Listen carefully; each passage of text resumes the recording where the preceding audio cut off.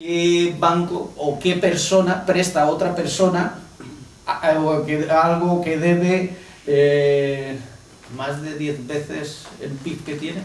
O sea, si alguien debe más de 10 veces lo que gana, ¿quién le va a prestar más dinero? Si además no paga nunca.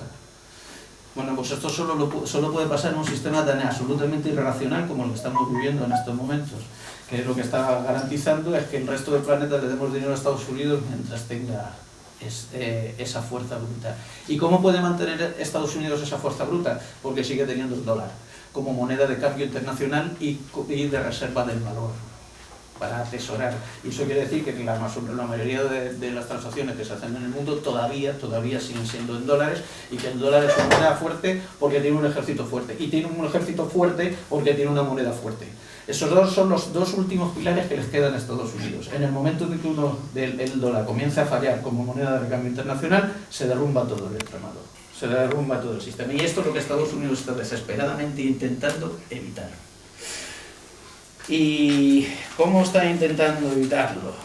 Bueno, pues, o más bien, ¿cómo se le ha puesto todo ese entramado en peligro? Pues porque ha aparecido en escena un jugador nuevo, del cual no se le esperaba, se llama China.